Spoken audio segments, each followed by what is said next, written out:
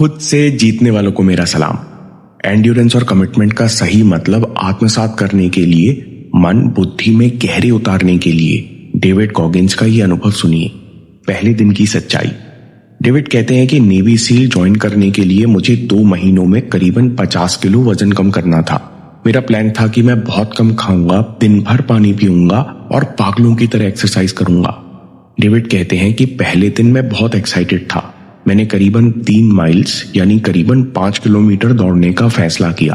दौड़ शुरू करने से पहले मन पूरी तरह फोकस था। डेविड कहते हैं I was committed to finding the greatness inside of me. मैंने घड़ी पर टाइमर लगाया और दौड़ना शुरू किया। फिर 400 मीटर में मैं इतना हाफ गया कि मैं रुका और वापस घर आ गया।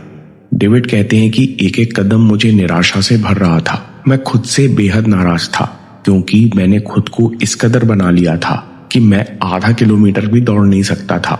मैं घर आया, सोफे पर बैठा और अपना दुख दबाने के लिए मिल्क शेक और चॉकलेट डोनट्स खाने लगा। डेविड कहते हैं फिर मैं रोने लगा क्योंकि जब मैं चल ही नहीं पा रहा तो 2 महीने में वजन कैसे कम होगा। नेवी सील का सपना असंभव था। डेविड कहते हैं कि उस समय जीवन भर की नेगेटिविटी और इनसिक्योरिटी मुझ पर हावी होने लगी। मुझे ऐसा लगने लगा कि लोग जो मुझे गाली देते थे वो बिल्कुल सही कहते थे। जो लोग मुझ पर शक करते थे वो बिल्कुल सही करते थे। मैं अपना जीवन नहीं बदल पाऊंगा और कुछ नहीं कर पाऊंगा। I was going to be a nobody. मैं बस हार मानने ही वाला था कि मुझे पुरानी रॉकी की कैसेट मिली। मैंने उसे वीसीआर में लगाया और सीधा आखिरी फाइट के आखिरी राउंड पर पहुंचा जहां हीरो रॉकी मार खाता है और नॉकआउट हो जाता है। कोच कहता है कि हार मान लो, तुमने खुद को साबित कर दिया, अब खड़े मत होना। लेकिन रॉकी हार नहीं मानता। रॉकी के दृढ़ संकल्प को देखकर चैंपियनों का चैंपियन अपोलो क्रीड भी विचलित हो जाता है। डेविड कहते हैं मैंने टीवी बंद की और अपने जीवन के बारे में सोचा। मेरे जीवन में कोई ड्राइव और पैशन नहीं था। डेविड ने महसूस किया कि अगर मैं हर कमी और डर के आगे घुटने टेकता रहूंगा तो मैं जीवन भर इनसे पीछा नहीं छुड़ा पाऊंगा। मेरे पास एक ही ऑप्शन था कि जो इमोशंस मुझे दुख दे रहे हैं, मुझे दबा रहे हैं, मैं उन्हीं का उपयोग करके बाहर निकलूं। डेविड कहते हैं मैंने मिल्क शेक को डस्टबिन में फेंका, जूते पहने और दोबारा दौड़ने निकला। कुछ ही देर में लंग्स और घुटने में बहुत दर्द होने लगा, जैसे किसी ने गर्म चाकू अंदर डाल दिया हो। लेकिन इस बार मैं रुका नहीं तो थोड़ी देर में दर्द कम हो गया और मैंने 1.5 किलोमीटर पूरी किए। डेविड कहते हैं मुझे पहली बार एहसास हुआ, पहली सीख, सारे मानसिक और शारीरिक सीमाएं असली नहीं है। डेविड को महसूस हुआ कि अब तक मैं अपने जीवन में बहुत जल्दी हार मानते आया हूं, अब मैं ऐसा नहीं कर सकता। डेविड कहते हैं कि मुझे अपने जीवन की सबसे बड़ी सीख किसी किताब से नहीं मिली, बल्कि जीवन की गूढ़तम सीख मैंने लक्ष्य को अंतिम तक पहुंचाकर पाई है। सीख नंबर 2, कई बुरे दिनों के बाद जीत का एक दिन आएगा क्योंकि लक्ष्य बहुत बड़ा है।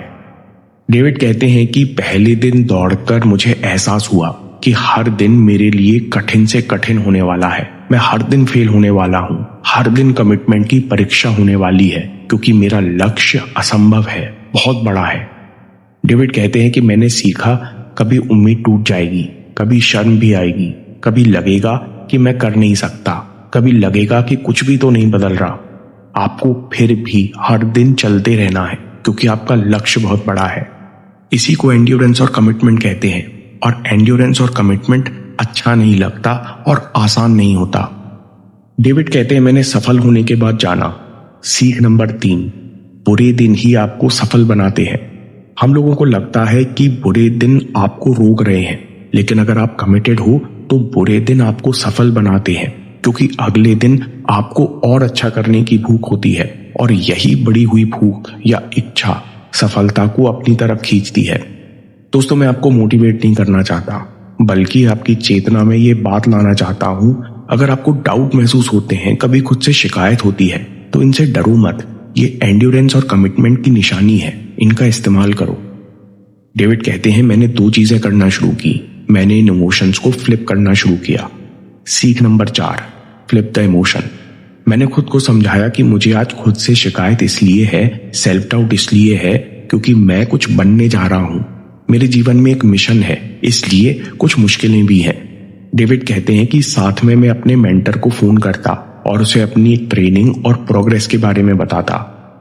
अगली सीख number 5, flip the mistakes into workouts. David कहते हैं कि एक वर्कआउट में मुझे टोटल 112 पुलअप्स करने थे, लेकिन आखिरी सेट में मैंने 12 की जगह 11 किए क्योंकि मैं बहुत थका हुआ था। मैं घर आ गया लेकिन मुझसे खाना नहीं खाया गया।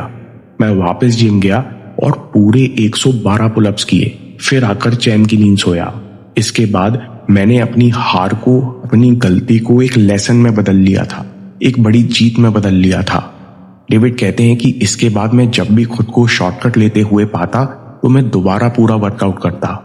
दोस्तों, अगर आपने आज 1 घंटा वेस्ट किया तो अब 1 घंटे की जगह 2 घंटे पढ़ो। आधे घंटे लेट उठे तो आज डबल रिवीजन करो। उसी दिन अपनी गलतियों को वर्कआउट्स में बदलो। जब कमिटमेंट और एंड्योरेंस के बारे में सोचता हूं तो स्वामी जी का कोट याद आता है। स्वामी विवेकानंद ने कहा है कि युद्ध का मैदान बहुत विशाल है, लेकिन हम इंच दर इंच करके जीतेंगे। Inch by inch we will gain ground. यही एंड्योरेंस का सही मतलब है। एंड्योरेंस के लिए पहली सीख नंबर 1, सारे मानसिक और शारीरिक सीमाएं असली नहीं है। जब आप डर और दर्द के पार जाते हो तो आपको रियलाइज होता है कि इसको तो मैं सहन कर सकता हूं, और धीरे धीरे ये दर्द कम भी हो जाता है। सीख नंबर 2, कई बुरे दिनों के बाद जीत का एक दिन आएगा क्योंकि लक्ष्य बहुत बड़ा है।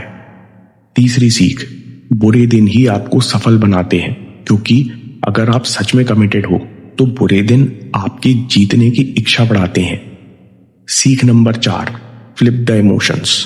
जब भी आपको लगे कोई चीज या भावना आपको रोक रही है, उसी भावना का उपयोग करो और खुद से पूछो, अगर मैं इस भावना को नहीं छोड़ पाया तो मेरा कितना नुकसान होगा, और उसी की एनर्जी यूज करते हुए एक्शन ले जाओ। सीख number 5, flip the mistakes into workout. अपनी गलतियों को वर्कआउट्स में बदलो।